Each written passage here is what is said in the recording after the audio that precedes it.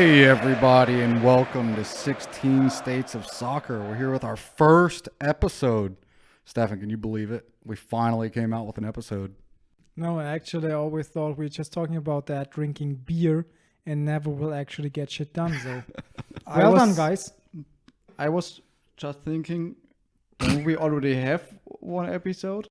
Yeah, I guess. All right, hey, let's pop those beers and let's get into the Bundesliga.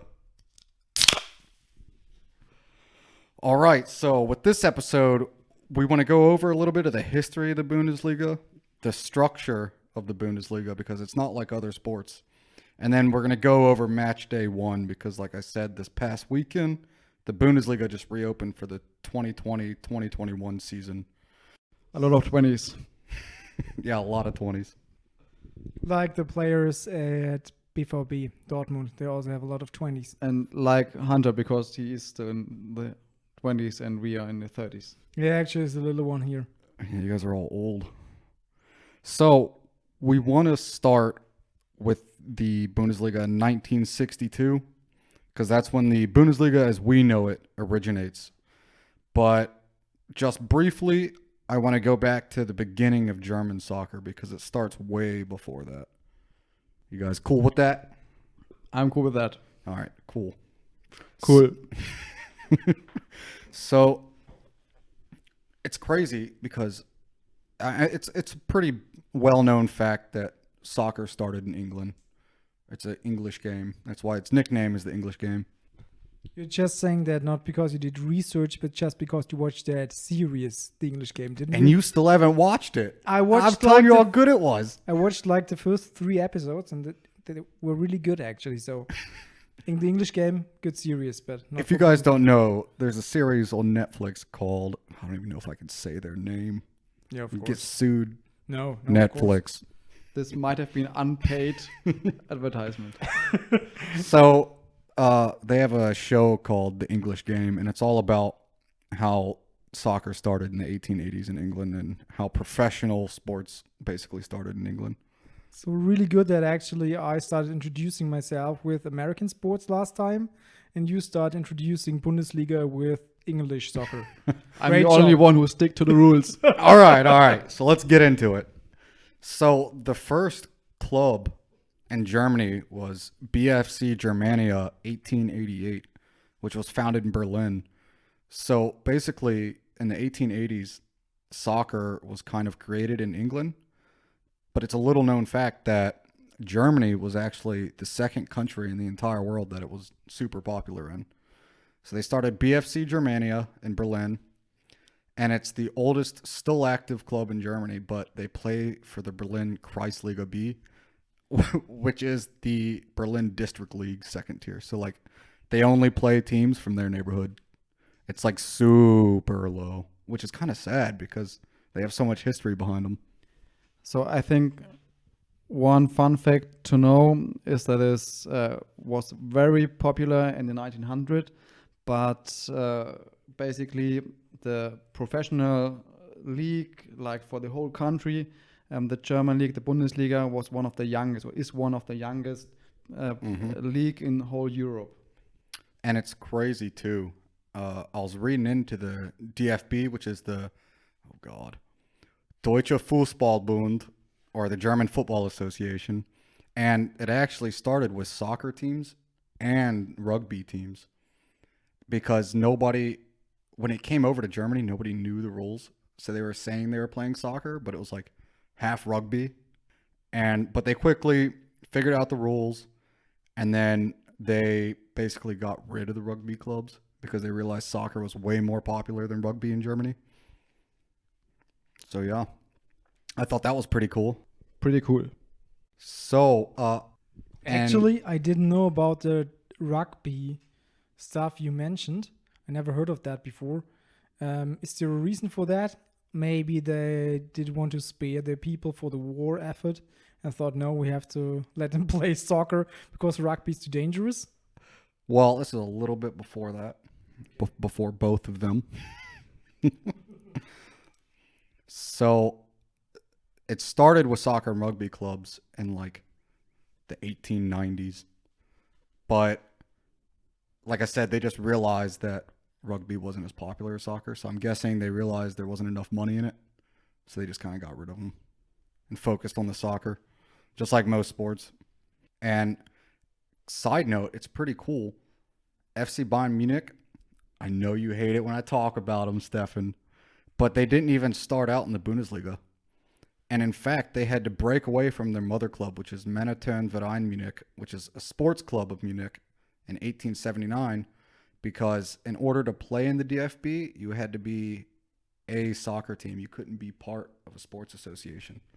Another reason why FC Bayern didn't join at first, because they did not allow two teams of one city. So they said actually no derbies.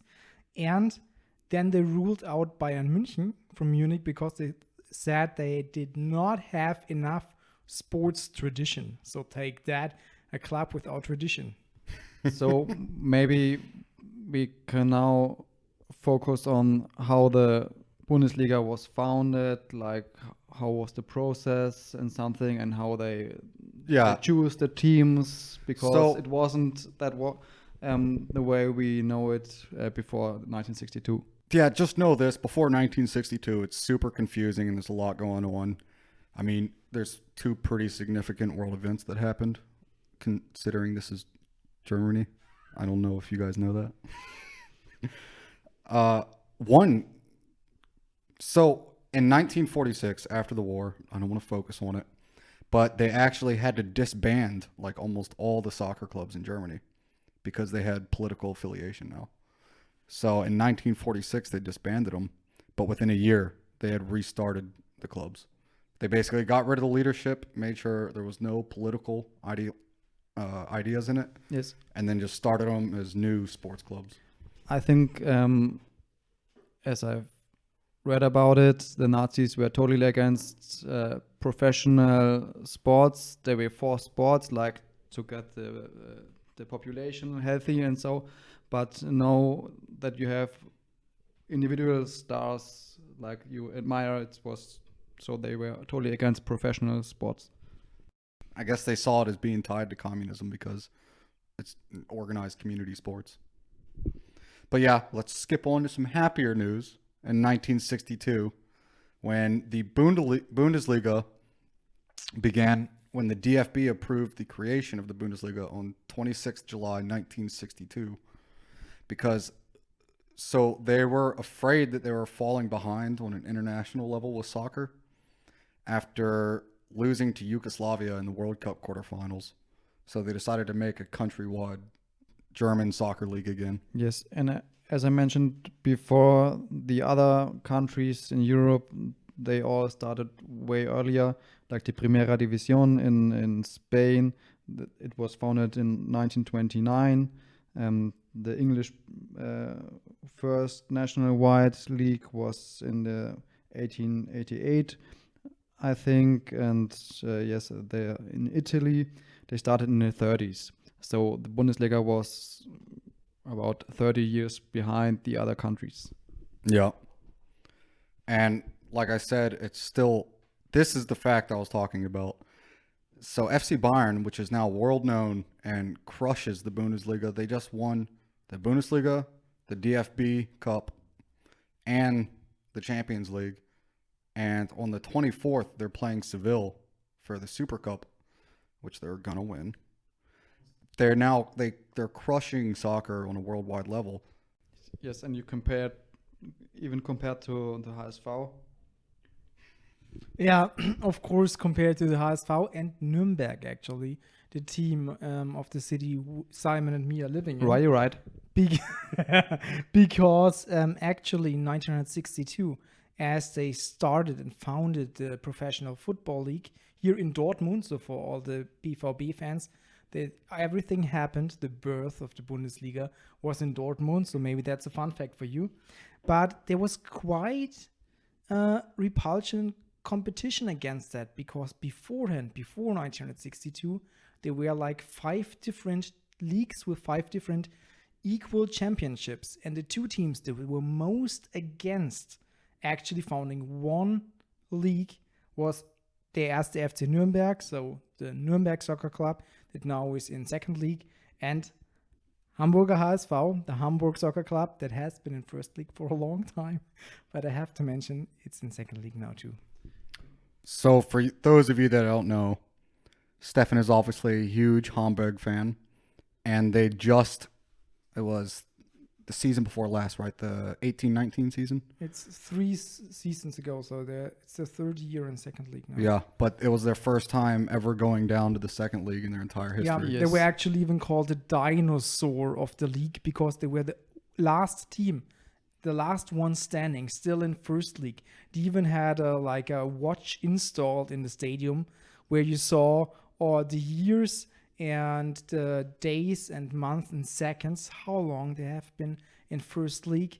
And as they got relegated, actually, the rest of the league was so happy because the Chelsea still stuck to them. It's like with Bayern nowadays. If you have this one powerhouse, everybody hates you. But I don't think that so many people are nowadays jealous of the HSV, the HSV. And does it really count since technically Bayern didn't start in the league and that was the last time they were down? I think if you look at the many soccer memes going around, there is for a second league team now, there's potentially so many memes against HSV going around that I think the jealousy of old days still grips to the marrow of the people actually out there. I think a little bit jealousy is still there. Right. Yeah, and another crazy fact before 1962 is that you didn't even have to be German to play in the German leagues. You just had to be in one of the championship leagues. So, like, they had teams from Prague that were playing in one of the German leagues. But nevertheless, at the first game day, at the first day of Bundesliga, there were only 4 foreign players. So even if it was allowed, there weren't too many.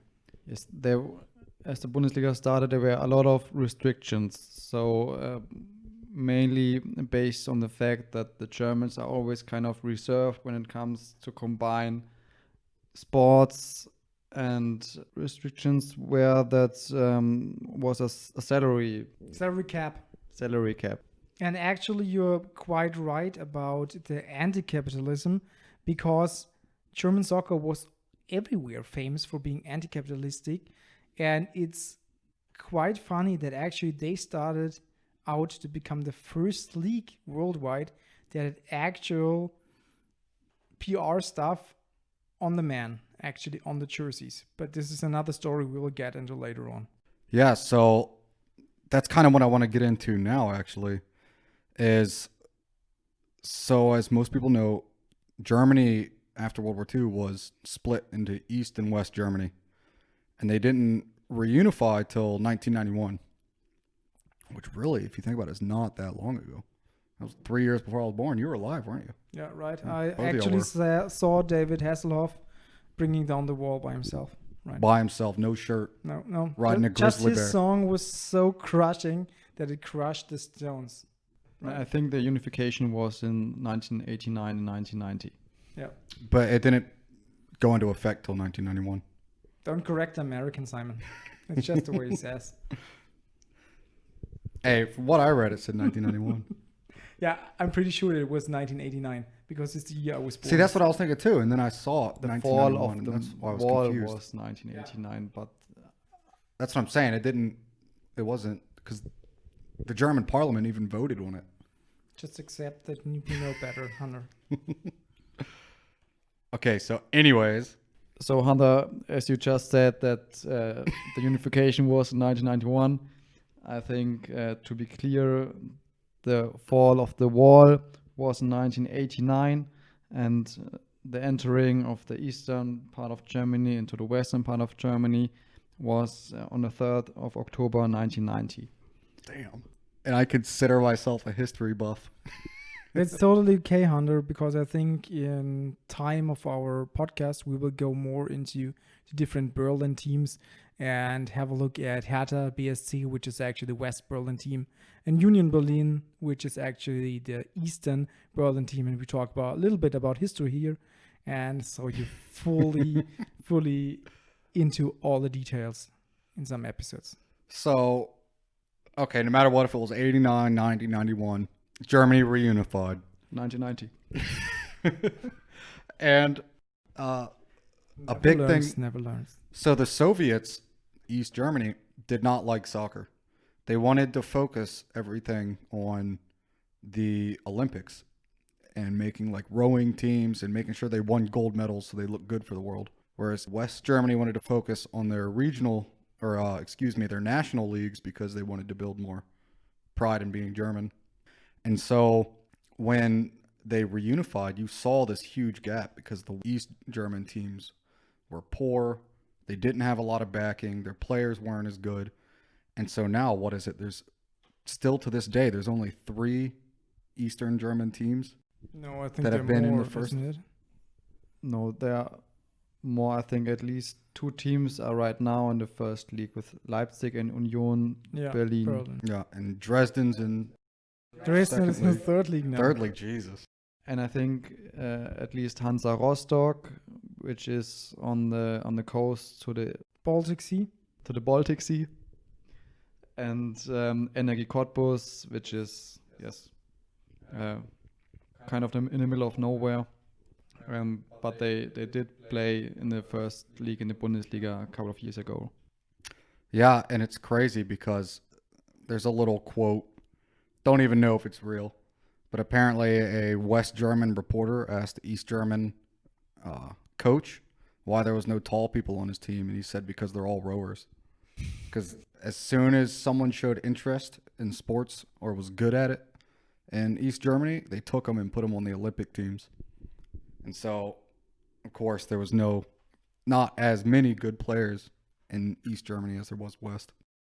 Also, one thing to mention here is it was crazy, or it must have been crazy, as the wall fell, because it was a run to get the people from Eastern Germany into the Bundesliga. There's one guy who's still quite famous in soccer. I'm sure Simon can tell us more about him later on.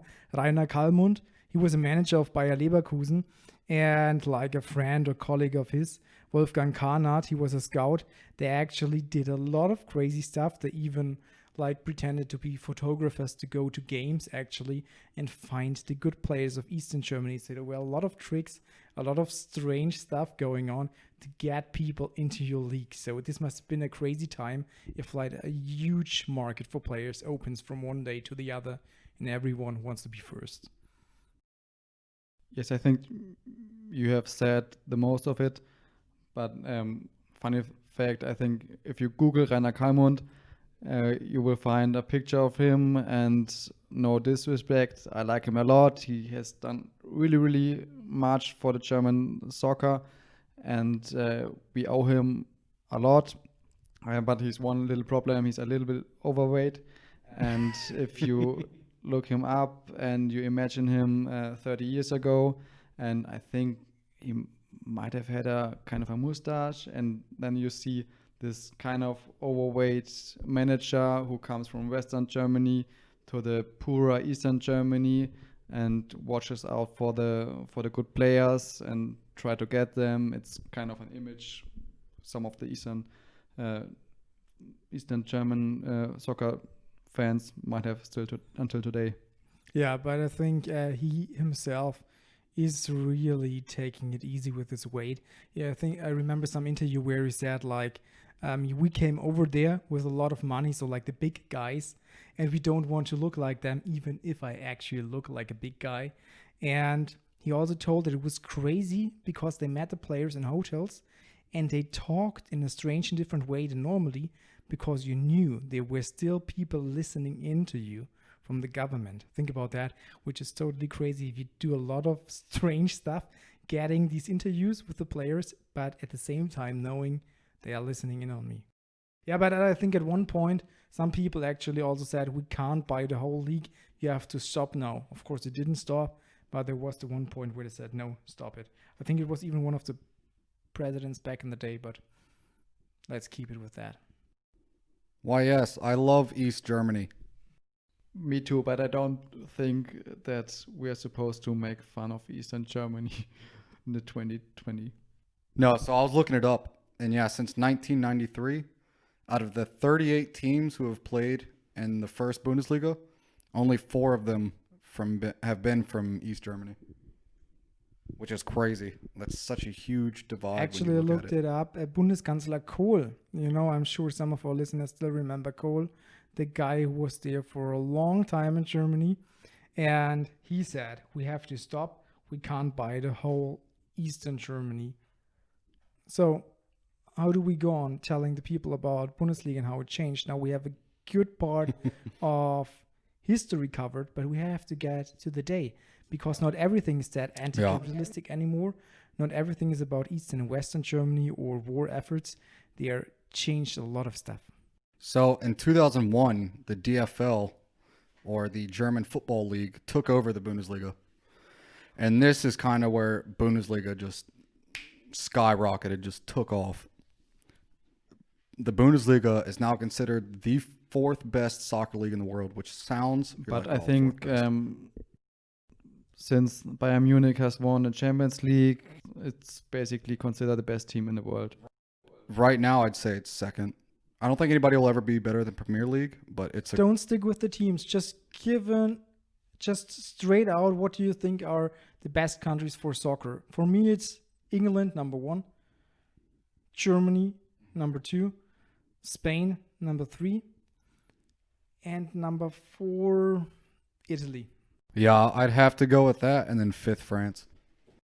Simon, do you see it differently? I think you have to differ between the perspectives from which you're looking at the league. If you are a young player, I think the Bundesliga is one of the best environments you can get in. I think it's no coincidence that guys like Haaland or Musiala from Bayern Munich or Reina from BVB are choosing the Bundesliga and not the Premier League. I mean, they have offers from all over the world with all the money in the world, but they choose the Bundesliga to start their career. Yeah.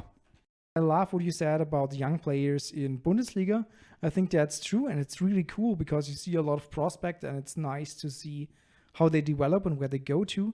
But on the other hand, it's always like people saying, yeah, Bundesliga is only a farm league, where the good league to actually buy their players, and I hate that part. How they call us farmers leagues? Yeah. Yeah, because it's the second best league in Europe, and we just won literally every trophy we could win in Europe. German teams did. And then if you look at in the semifinals of the Champions League, the two leagues that were left were France and German. Yes, That's it. Everybody else was out. And if you're talking about the Bundesliga as a farmers league, then Bayern Munich would be the head of a farmers league, and I don't think that's the proper description of Bayern Munich. But that's again, yeah, I see it the same way as you do. But that again is like when you say the first 2 or 3 teams of these leagues are different than the rest, then it still works. Then you can say, okay, BVB, Leipzig, and Bayern is a league on its own, and then the rest of Germany follows. Yes, but I think it's the same way, for example, in the Premier League. But the difference is that you have 4 or 5 teams in the Premier League, and then the gap comes. And in Germany, you have basically Bayern, and maybe if you want to count in BVB as well. But I think the gap is in every league. Wouldn't you put Leipzig in there with the same breath? I would. Nowadays, I would. Even with Timo Werner gone, I think there's still... No. There I would. Big gap between Leipzig and BVB and Bayern. Okay, it's 2-2. So I think 2-1. So yeah, sorry, Bayern, BVB, Leipzig, Bayer Leverkusen, Mönchengladbach. I'd say those are the top 5. And of course, in our hearts, it's HSV because it's still Not even in the first same league. in our hearts. But no, yeah, it's definitely another thing about the Bundesliga is they have a huge youth program. Leroy Sané, he just played against Schalke for FC Bayern. Schalke was his youth club. And then he went to Man City, and now he's back at Bayern. Which really, really kills me because my favorite Premier League team is Man City. And to see him actually leaving there and then see him performing that unreal stuff with Bayern. Oh breaks my heart. God, man. The last thing I want to bring up is, so they're the number 1 in fan attendance in the world with an average of 42,000 per game. That's crazy. They have over 1 billion fans worldwide, and the league worth is the 7th in the entire world of any sport with $3.9 billion in revenue. I think that's outstanding. It's any sports, not only soccer, but any sports. If you think about these huge corporations of American sports, which people are actually behind that, which famous brands, then that's crazy. And NFL tickets cost hundreds, but the average ticket price for the Bundesliga is $30. Right, That's nothing. For my best tickets in baseball, best tickets I had were at the Chicago Cubs, and I paid $200 for them. Best tickets I had in soccer was 45 euros here in Hamburg. Yeah, when we went to go see Regensburg, you paid like what, $33 per ticket? And this was a lot because we had really good places actually. Yeah, we were right on the side, everything. I've been to soccer games for 8 euros. As crazy as that sounds. Well, and when I go to my Bayern games, Bayern has some expensive tickets because it's FC Bayern. It's a huge club. But so I do stand in the standing section, but I only pay €15 for those tickets at FC Bayern. It'd be like going to the Patriots and paying $15. Right. You would never hear that. All right, so we've been recording for 30 minutes now, so we're going to take a little break. This was just a brief overview of the history of the Bundesliga. We'll hit some of these topics in later episodes because there's so much to cover. We'll see you when we come back.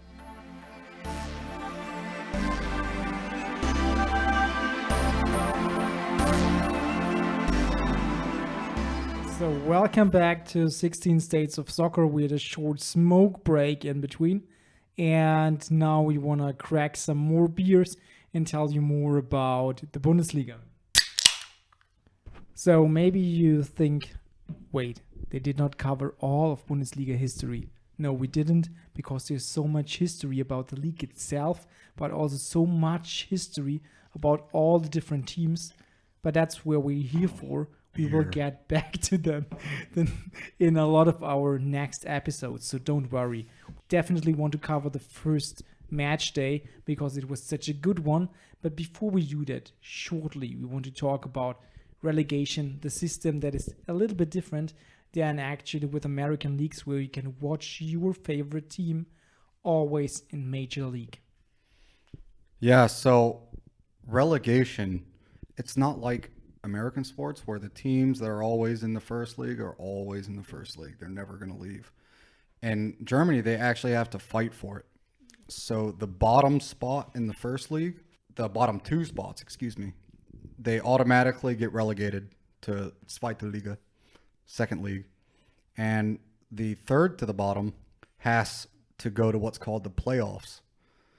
The first two teams, first and second place for the second Bundesliga, automatically go up, and the third place plays off against 15th or 16th place, whichever one. 16th. So 16th. 18 teams. Yeah, 18 the teams. Bottom two are going down automatically, and the 16th place has to play the relegation game, like a shootout with the third best team from the second league. Yeah, and the winner will go to the first league. My question here, playing as a second league team against the first league team, do you think that's fair? Do you think that relegation system is fair? What's your opinion about that? So I think it is, because it gives them the opportunity. Whether they'll make it or not, I mean, it depends, because the first league obviously has way more funding than the second league. But at least they get the opportunity to go up. They can literally play against the 16th team, and if they win, they go up, and if they don't, better luck next year. You were third place, you're probably going to be first or second, and then you'll go up. I was like first as I heard of this new rule, because it wasn't all times this way, that you have the relegation game between the third last one and the third best one against each other. It was okay, it's another way to generate more money out of the system, and to have two more like finals where everybody is watching, and not all focus is on the championship trophy and deciding games there. So, but nowadays I think it's kind of interesting, and most of why I'm thinking that way is that the third best team of the second league has the chance to prove, okay, it's ready for the Bundesliga. Because if you are not able to shoot or to score at least 1 or 2 goals in 2 games against a really bad Bundesliga team, you're maybe not able to cope with the Bundesliga at all. Yeah, I agree. And like Simon stated, it's a 2-leg playoff. So they'll do one game at the home stadium of one of the teams, and then they'll do the second game at the home stadium of the other team. That way they both get home field advantage. Yeah, also I think it's good as a fan of soccer to actually see each season how close Bundesliga 1 and Bundesliga 2 is. Sometimes you have the feeling there is an ocean between them, and sometimes you think, okay, you could easily compete in each. And I think, especially for the HSV, the I HSV, knew what was coming. the new rule was a blessing, because they had to go to the relegation game in 2012, in 2014, in 2015. Each time they won this game, or these 2 games, these heads up. And in former days, before the relegation game system came into effect, they would have been relegated down to the second league automatically. So it was a blessing for the HSV.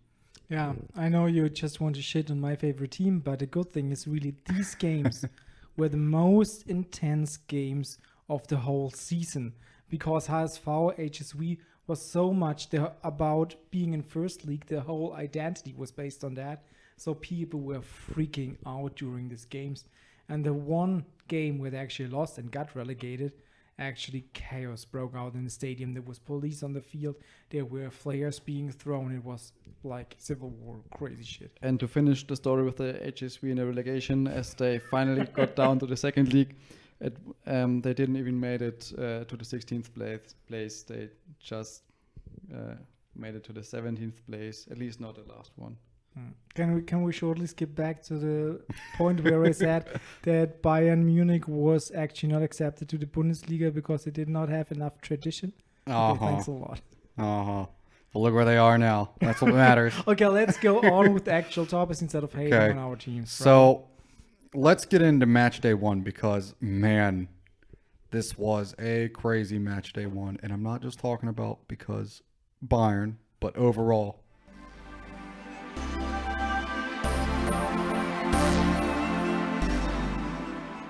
Here I actually have to say, even as not a super fan guy like you two, some people the whole team was like not from this earth. But for me personally, Serge Gnabry and Leroy Sané together were the most crazy thing you saw. I just imagine being a defender or being the goalie, and they are sprinting in your direction. It must feel like if you encounter the 2 girls from The Shining. You know that shit is going to happen, that it will be bloody, and it will tear you into pieces. So everything you do is close your eyes and pray for it to be over soon. Yeah. So again, I'm really sad he's not with City anymore, because I like that team more than Bayern. But to be honest, these two, they were crazy. They were so crazy, and I think there will be a lot of funny nicknames for them as a team, as they always do. But actually crazy. I have to say that. I have to admit that it was a crazy game. Yeah, I actually want to start with the Bayern versus Schalke game. And not just because I'm a huge Bayern fan, but because that was a crazy game. They actually set a Bundesliga record, the first club in the history of the Bundesliga to score more than 7 goals in the opening game, which is crazy. And yeah, like you were saying, Leroy Sané. So for those of you that are just getting into it, there was a huge, year and a half drama where Bayern was trying to get Leroy Sané from Man City, and they finally got him. This was his first game that he played, and man, it was crazy. He was rated 9.7 out of 10 in the 72 minutes that he played. He scored a goal, got 2 assists, and he hit a top speed of 21 miles per hour. That's crazy. It's even quicker than I am. And he said he's not at full strength yet. You said quicker than you are in bed or on the field? How would you measure miles per hour. Just let's stop here. But yeah, and like you said, Nabry, man, like so Nabry's really been getting in the rhythm lately. Over the past season, he's starting to surpass Lewandowski with goals. Like Also- it's crazy. He got also- 3 in this last game. Also, just take at some point, everybody would think I'm a Bayern fanboy too. But Serge Gnabry actually with the 1-0, this was the earliest goal in an opening game since 2002, which is also really crazy. Yeah, there were some scenes where you saw them sitting in the stands and really having a good time, which on the one hand was nice to see. There is such chemistry in a team. On the other hand, it also looked a bit bad because it looked like they're looking down on the other teams. We're choking on the side. We don't even have to compete here, actually. It's such Yeah. playing games with kids, right? It is bad sportsmanship, but I mean, when you beat a team 8-0, you're gonna be happy and excited. You know what I mean? It doesn't matter if it's Schalke or if it's. I mean, we want to talk about Barcelona during the Champions League. We did the same thing to Barcelona. But you have to look at it that way. What was the final score? Was it like 5-1? For Against Barcelona. Yeah. No, it was 2-8. 2-2. 2-8. Look at that. Schalke, Barca. I know who would win, actually. My Sherlock Holmes instinct definitely detects something here. The strange thing was also that Robert Lewandowski, actually, the last 10 times he played Schalke, he always had a goal. You never had that before, that one player has so many back-to-back goals against one club, which must also feel pretty shitty for Schalke. Yeah. I know you hate to hear this, but I think we're hitting another golden age for Bayern Munich, just like we did in the 70s. Well, that's how I'd we say say- we in the 70s. We're not Yeah, I wasn't even alive. I wasn't even a thought. But no, so they're playing incredible. Their squad is only getting stronger. I think they're going to win the Champions League again this year. I think look at the teams they played. None of them, they were the first team that has won every single game leading up to the final. They did not lose or tie a single game. But personally, I don't think that he can forever be that strong. At some No, point, of you course. must get exhausted, even if you're the best team in the league. Yeah. You must get exhausted at some point, or you must have injuries, stuff like that. They're actually, Bundesliga wide, they're worried about that, not just at Bayern, because of this break we had with COVID-19. So everybody knows worldwide that all the sports stopped. The Bundesliga was the first one to open back up. But now everybody's worried because we finish out this season in a really compact style. The players only had 2 weeks off, and then they went straight back into the new season. And so the players aren't even fully recovered from the ending of the last season. Let's shortly, because you just mentioned that, talk about some Corona stuff and the league at the moment. You just mentioned how short the time span we're for the next season starting, actually. Also, you have to take into consideration when the teams are playing, it's not only that you get injuries due to playing, sometimes maybe you will lose important key players because of Corona. If they have Corona, they have to stay out of the games, and you can't actually measure with that. Yeah, maybe you have noticed the news from Paris, where a couple of players, I think 7 or so, all got 7. COVID-19 because they were partying on Ibiza with their families, and they got back COVID-19 positive. So I think that's a thing can happen to every club if they are not cautious enough. Could we shortly mention Bayern with clubs not being cautious enough?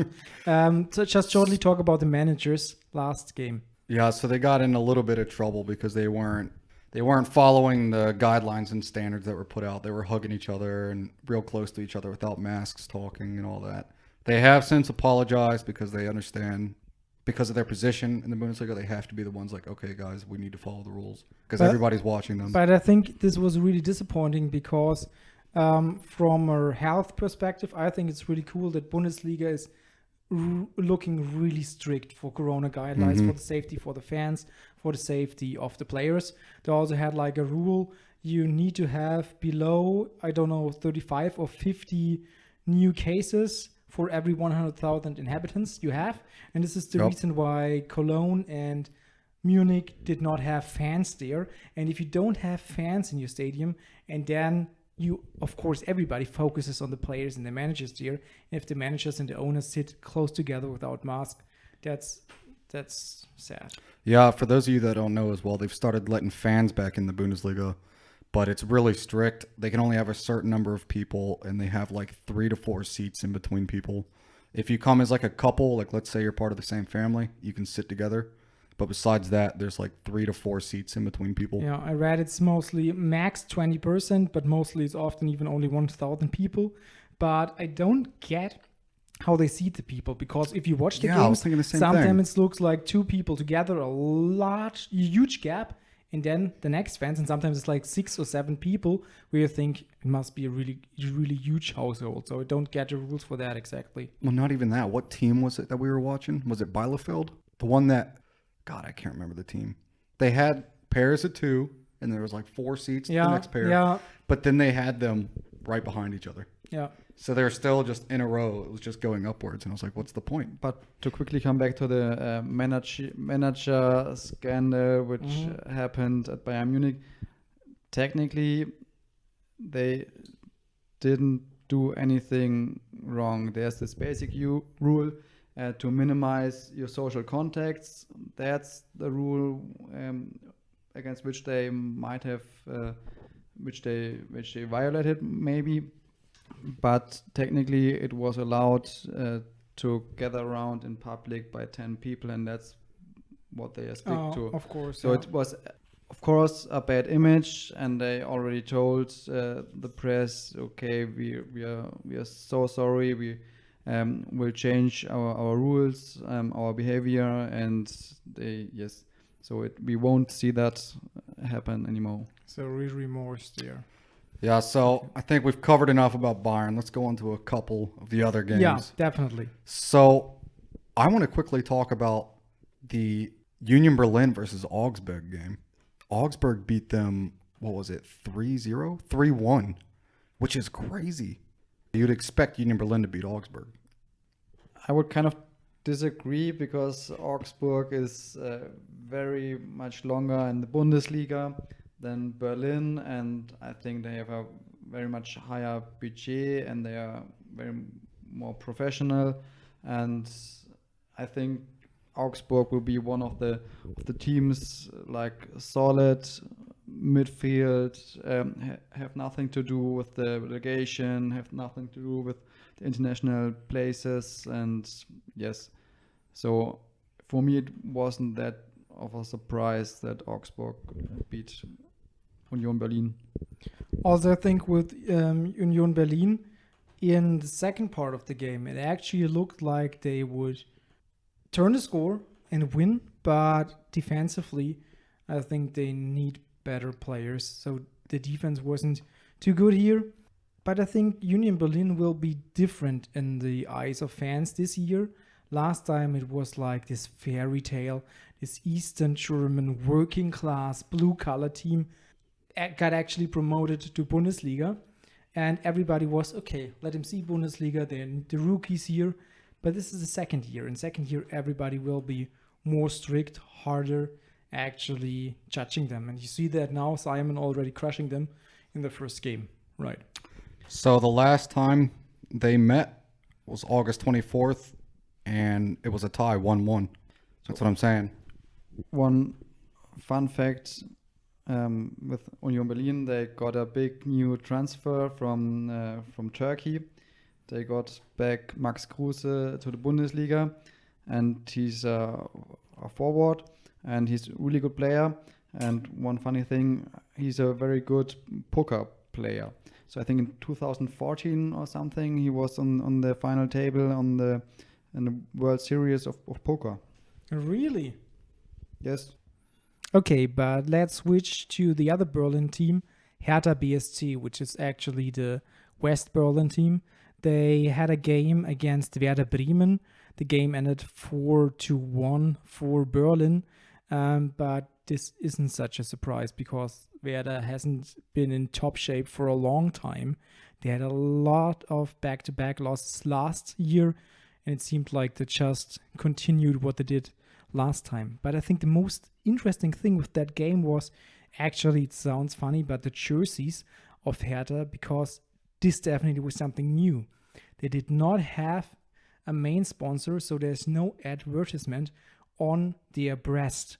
And it actually looks really cool. They produced 2 jerseys, one of them to honor their history. It's like blue and white striped, and the new one that actually has like a lot of black spots on the blue metallic background. It looks really good, and this is because actually Hertha BSC tries to install a new identity. Their last main sponsor was Teddy, which is a supermarket here. For those of you that don't know, it's like the Dollar General of yeah, Germany. Good comparison, right? And also the logo isn't too beautiful. So actually, they wanted to go big, create a new identity.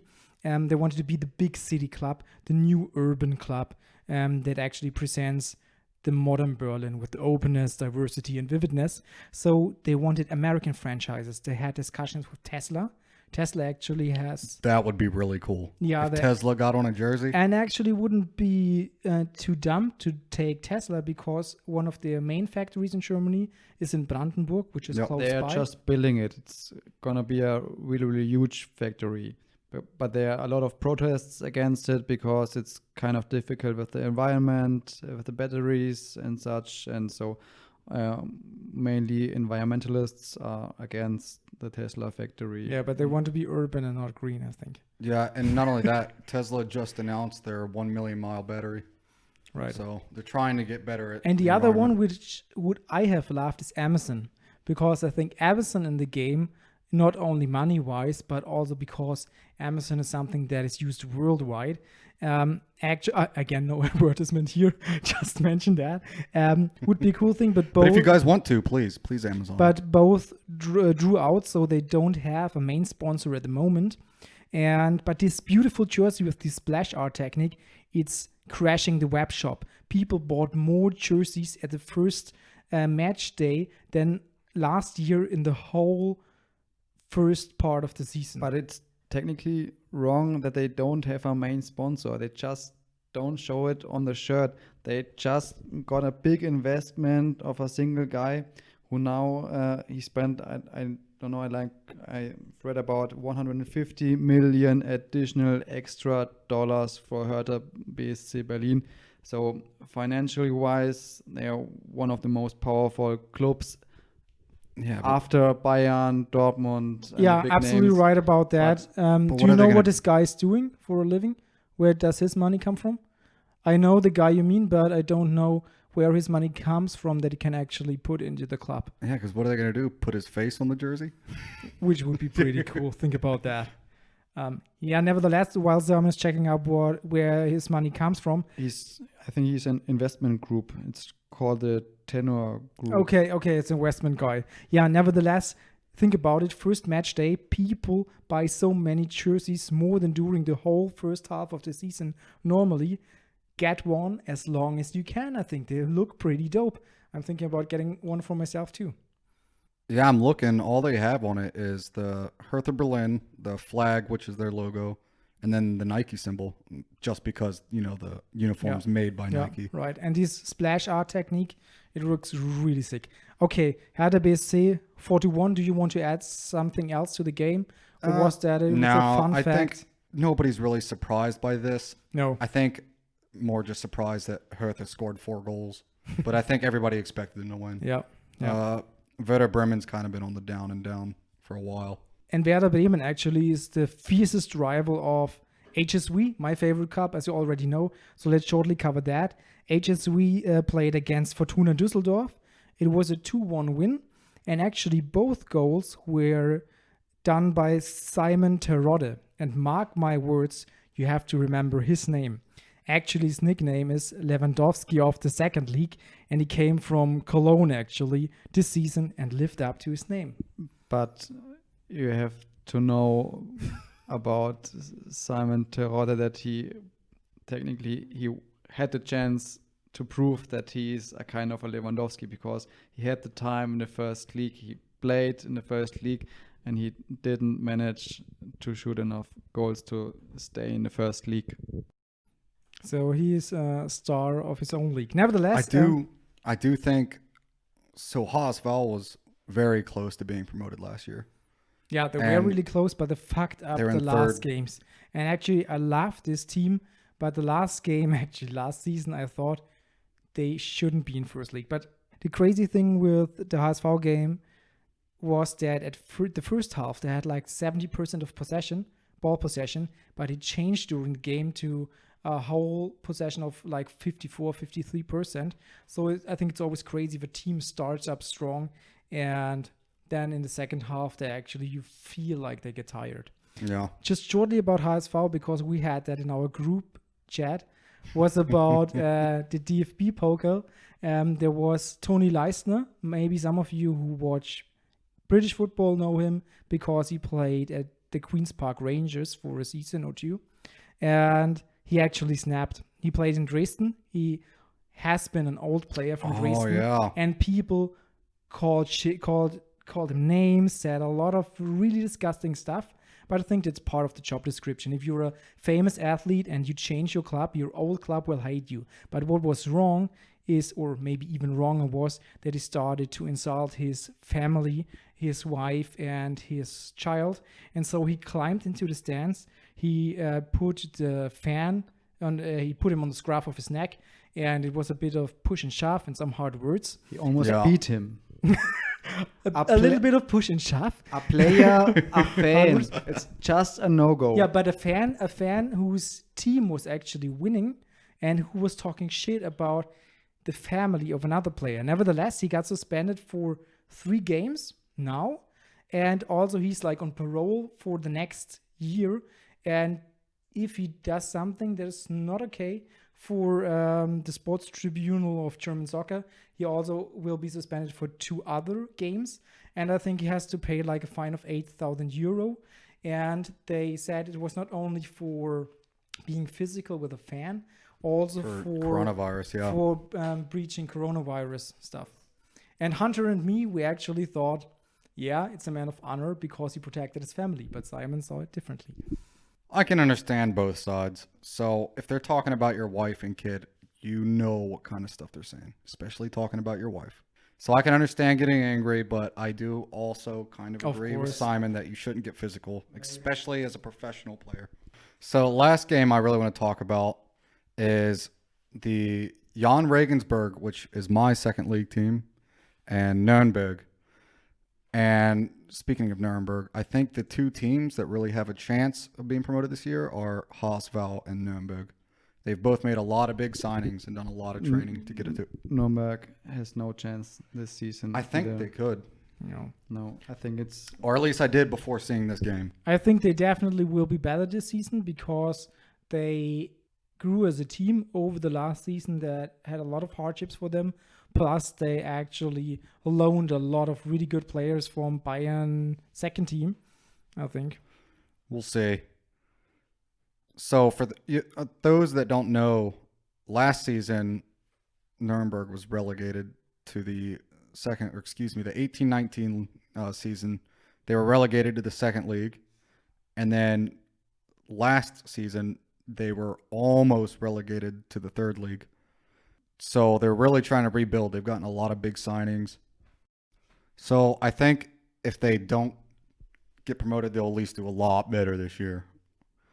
But yeah, I'm actually really surprised. I mean, I'm happy because I'm a Regensburg fan.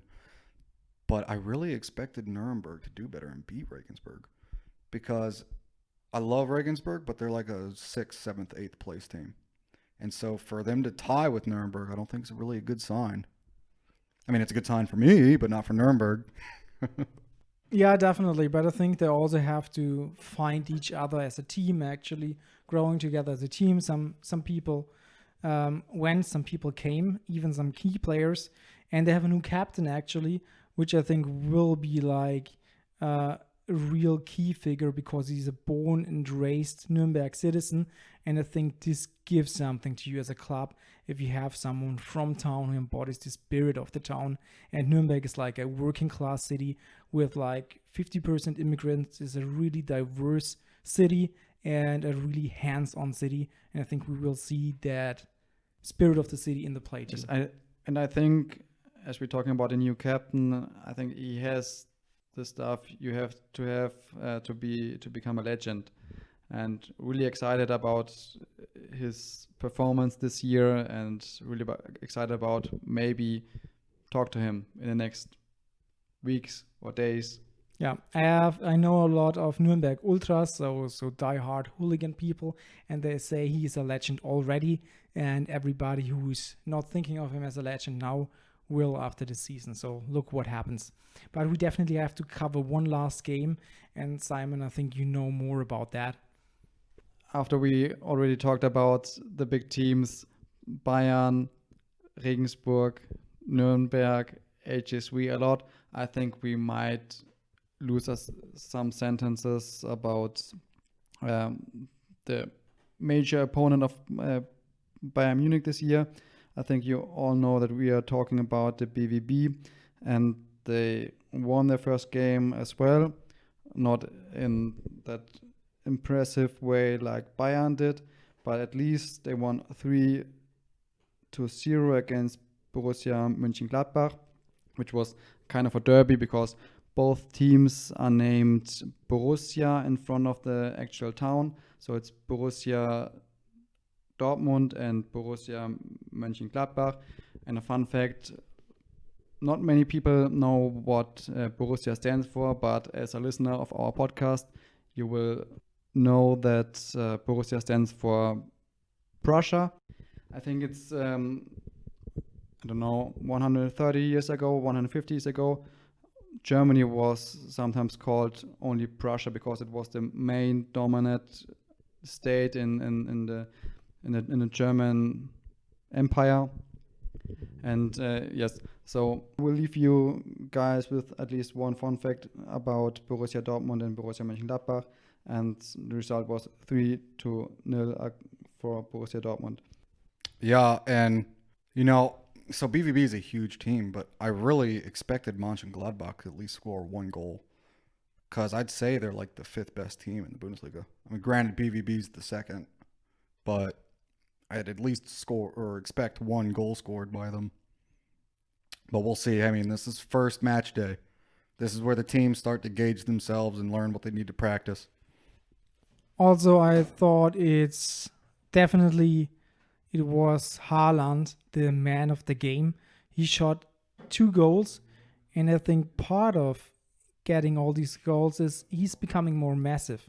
He has more muscles. He's only 20 years old, so he's actually growing as an athlete too. And I think he really puts his muscles to use. So our beloved Norwegian becomes the new Viking of the league, I think. Yeah, and then, I mean, let's talk about how they have Thomas Delaney in their starting 11, who's American. And you're actually starting to see that more and more. American players in the Bundesliga, which is really good. It means players in the MLS are starting to get better, and they're starting to get picked up by German and British teams. They have Thomas Delaney, which is starting 11. They have Giovanni Reina, who scored on the last game day, by the way. Yeah, he actually scored. They also, not American, but they have Mukoku, who's only 15 years old. Yes, I think he's one of the biggest talents in whole Europe. And as we mentioned before, the Bundesliga is a very, very good environment for young players. I think Borussia Dortmund is a perfect example for it. As you have, as we mentioned, Giovanni Reina, who is 17 years old. We have Mukoko, who is 15 years old. We have Erling Haaland, who is considered as one of the biggest talents in whole Europe. He's only 20 years old. We have Jadon Sancho. You can say about this guy, I think, basically the same like about Haaland. And yes, it's really impressive how young these players are and how good they are performing. Yeah, and then you got Musiala, who scored the 8th goal for Bayern in their game, who's only 17 years old. I also think what you see with BVB is they're working as a collective. Look at Bayern. They don't have to work as a collective because they have so many outstanding players. They do, though. They do, though, of course. But I think that what we saw with BVB, they even worked with players who are not as good as the rest of the roster, but they seemingly play together. And I think this is something we have to emphasize, that teamwork is really key focus for BVB. Okay, guys, I think we talked so long that we actually forgot to see how St. Pauli's playing because they play today. So we have to recheck that and crack some new beers. If you will be back, you will listen to more history and legends and trivia of all the Bundesliga clubs. Of course, the leagues itself. We will explain rivalries, and we will also explain how each franchise parties, eats, drinks, and celebrates. Yeah, and we got 2 interviews coming up with some big players, so stay tuned. We'll see you back.